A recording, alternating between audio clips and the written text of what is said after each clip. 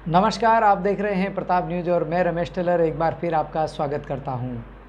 सोमवार को आज निर्वाचन आयोग की प्रेस कॉन्फ्रेंस होने के बाद से ही राजस्थान में चुनाव की तारीख घोषित हो गई है। उसके साथ ही 5 राज्यों में भी चुनाव की तारीख घोषित हो गई है। उसको लेकर सोशल मीडिया पर जहां देखो वहां इस तरह के मैसेज डाले जा रहे हैं और उन मैसेज में एक शब्द बड़े ज़ोर शोर से आ रहा है कि आचार संहिता लग गई है। चलिए आपको बताते हैं कि आखिरकार आचार संहिता होती क्या है, क्यों इसे लगाया जाता है, किन लोगों पर इसका प्रभाव पड़ता है, इसका क्या उद्देश्य है, आचार संहिता का क्या महत्व होता है, इन सभी बिंदुओं पर आज हम चर्चा करेंगे। आपको बता दें कि चुनाव आयोग द्वारा ये आचार संहिता घोषित की जाती है और आचार संहिता इसलिए भी महत्वपूर्ण है और ज़्यादा पावरफुल होती है कि इससे सभी प्रकार के राजनीतिक दलों और उससे जुड़े हुए उम्मीदवारों, चाहे वह निर्दलीय ही उम्मीदवार क्यों न हो, उसे आचार संहिता के दायरे में रहकर ही कार्य करना होता है। इसके लिए आचार संहिता लगाई जाती है। तो अब हम बात करते हैं आचार संहिता की कि आखिर इसका उपयोग क्या है। महत्वपूर्ण ये हो जाता है कि जो लोग ये सोचते हैं कि वह सरकार में हैं या किसी दल से जुड़े हुए हैं, तो आचार संहिता लगने के बाद सरकारें पावरलेस हो जाती हैं और निर्वाचन आयोग पावरफुल हो जाता है। इसलिए भी ये आचार संहिता महत्वपूर्ण है कि जो पावरफुल स्थिति है वह निर्वाचन आयोग की हो जाती है, चाहे वह जिला निर्वाचन अधिकारी हो या राज्य निर्वाचन अधिकारी हो। आपको एक बात ये भी स्पष्ट कर दें कि जब आचार संहिता लगती है, अगर विधानसभा चुनाव है तो जिस राज्य में विधानसभा चुनाव हो रहा है उसी राज्य में आचार संहिता का महत्व है, और अगर लोकसभा चुनाव है तो पूरे देश में आचार संहिता का महत्व है। आचार संहिता में एक प्रकार से राजनीतिक दल और प्रत्याशी जो चुनाव लड़ने के इच्छुक हैं उन पर कानूनी दायरा, एक कानूनी शिकंजा कसा जाता है, उसी के तहत आचार संहिता लगती है। अब आपको बताते हैं कि इसमें जैसा कि आप अर्थ से ही समझ रहे होंगे, आचार संहिता अपने आचरण और संहिता यानी कि कानून के दायरे में रहकर अब आपको काम करना होगा।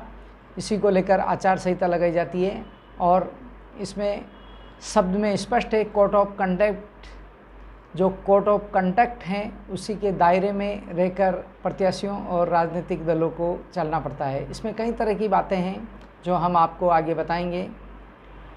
पॉलिटिकल पार्टीज़ को, जो राजनीतिक दल हैं, उन्हें भी बहुत ही सोच समझकर चुनाव की प्रक्रिया कानूनन तौर पर देखनी पड़ती है। किसी प्रकार का आप प्रलोभन नहीं दे सकते हैं, किसी प्रकार की कोई हेरिसमेंट नहीं कर सकते हैं, बाहुबली के रूप में आप उभर नहीं सकते हैं, कोई प्रचार घोषणाएं आप नहीं कर सकते हैं, क्योंकि हमारे देश में लोकतंत्र है और लोकतंत्र में हम सभी जानते हैं कि बहुमत का राज्य होता है। जिसका बहुमत होता है उसी की सरकार बनी जाती है और लोकतंत्र में डेमोक्रेसी और इसी बहुमत को डेमोक्रेसी कहा जाता है। जनता का शासन जनता के लिए, शासन और जनता के लिए द्वारा ही चुना जाता है। आचार संहिता में इसी की पालना की जाती है। स्वतंत्र रूप से लोग मतदान करें, किसी प्रलोभन में न आए और शासन और जनता के द्वारा चुनाव से ही सरकार बने, ताकि आम जनता की भागीदारी इस चुनाव में हो। आम जन निर्भय होकर निष्पक्ष रूप से पारदर्शिता के साथ मतदान करें और नई सरकार चुने। यही हमारे देश में एक प्रक्रिया है और उसी के तहत चुनाव से पूर्व राजनीतिक दलों को और प्रत्याशियों को कानून के दायरे में रहकर पालना करवाई जाती है। उसी को आचार संहिता कहा जाता है। कौन जीतेगा कौन नहीं जीतेगा ये जनता तय करेगी और 5 सालों के लिए किसकी सरकार होगी, कौन सा दल उसमें राज करेगा, ये भी जनता चुनेगी। लेकिन जनता जो चुनाव करना चाहती है, जिस सरकार को चुनना चाहती है, वह पूरी तरह से स्वतंत्र रहे, उस पर नियंत्रण हो, किसी प्रकार का कोई प्रलोभन न हो। उसी के लिए आचार संहिता लगाई जा सकती है। आचार संहिता में राजनीतिक दल या प्रत्याशी किसी प्रकार की घोषणा नहीं कर सकते हैं, किसी के ऊपर दबाव नहीं डाल सकते हैं और भारत के संविधान में अनुच्छेद 324 से लेकर कई अनुच्छेद बनाए गए हैं, उसी के तहत इसकी पालना कराई जाती है। चुनाव आयोग जो इस चुनाव को संपन्न करवाता है, विधानसभा चुनाव जो संपन्न होगा, सरकार को उनकी बात माननी होगी। निर्वाचन आयोग ही तय करेगा कि किस तरह से चुनाव कराए जाते हैं। इसके लिए कई प्रकार के नियम बने हुए हैं और अगर उन नियमों की पालना राजनीतिक दल या प्रत्याशी नहीं करता है तो उसके ऊपर कानूनी कार्रवाई भी की जा सकती है, जिसे हम कोड ऑफ कंडक्ट कहते हैं।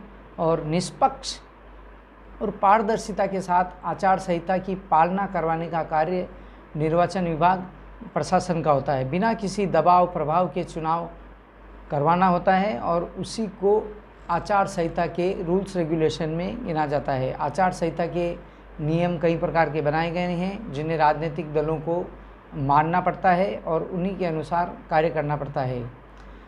आम जन की जो भावना होती है, लोगों की भावना अपने हिसाब से बाहर आए, न कि किसी राजनीतिक दल के द्वारा थोपी गई स्थिति बाहर आए, इसी से प्रभावित होकर आचार संहिता का मामला होता है। कोई उम्मीदवार किसी पर दबाव नहीं बना सकता है जब तक काउंटिंग खत्म नहीं हो जाती, यानी कि मतदान के बाद मतगणना तक आचार संहिता रहती है। आपको ये भी बता दें कि आचार संहिता चुनाव आयोग द्वारा लागू कर दी गई है, लेकिन यह मतदान से लेकर मतगणना तक लागू रहेगी। उस दिन तक कोई भी व्यक्ति, जब तक कि प्रमाण पत्र नहीं दे दिया जाता विजेता प्रत्याशी को या राजनीतिक दल को, तब तक ये प्रभावी रहती है। लोकसभा चुनाव और विधानसभा चुनाव दोनों में फ़र्क होता है। आपको एक बार फिर बता दूं कि लोकसभा चुनाव जब होता है तो आचार संहिता पूरे देश में लागू होती है, लेकिन विधानसभा चुनाव में आचार संहिता महज जिस राज्य में चुनाव हो रहे हैं उसी राज्य में लागू होती है। अब इसमें कई तरह की अपराध संबंधी बात है।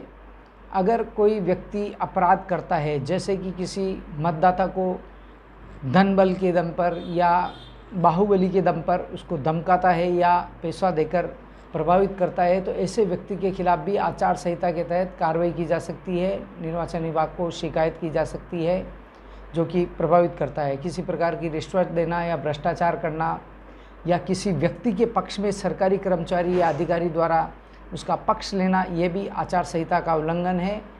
चुनाव में शराब बांटना, पैसे बांटना, इस प्रकार का भी कोई मामला सामने आता है तो वह आचार संहिता का उल्लंघन माना जाता है। आचार संहिता के तहत उस प्रत्याशी या राजनीतिक दल पर कार्रवाई की जा सकती है। न्यायपालिका और जाति धर्म का दुरुपयोग करना या अन्य किसी सरकारी मशीनरी का दुरुपयोग करना भी आचार संहिता के तहत आता है। धार्मिक स्थलों पर कोई सभा करना या वहाँ पर चुनाव प्रचार करना, इस तरह की स्थिति में भी आचार संहिता प्रभावी होती है। तो इस प्रकार से हमारे देश में एक महत्वपूर्ण कड़ी है चुनाव की आचार संहिता, जो कि सोमवार से लागू हो चुकी है। और आचार संहिता आप बार बार सुन रहे होंगे, तो हमने आपको आज कुछ महत्वपूर्ण बिंदु बताए हैं कि निष्पक्ष और स्वतंत्र चुनाव हो, किसी प्रकार का कोई दबाव न हो, जो सही का जन्म है, जो जनता का मत है, वही मत की अभिव्यक्ति हो। इसी को लोकतंत्र कहते हैं और लोकतंत्र का फल भी यही होता है कि सच्चा और सही आदमी चुने, सही पार्टी को चुने, सही अभिव्यक्ति आए, आचार संहिता का पालन हो सके। तो आचार संहिता क्या थी ये हमने आपको बताया है। राजस्थान में 23 नवंबर को चुनाव होने वाले हैं, उसके बाद दिसंबर में मतगणना होगी और नई सरकार चुनेगी। तो आगे भी हम आपको चुनाव संबंधी कई महत्वपूर्ण जानकारियाँ देते रहेंगे। देखते रहिए प्रताप न्यूज़।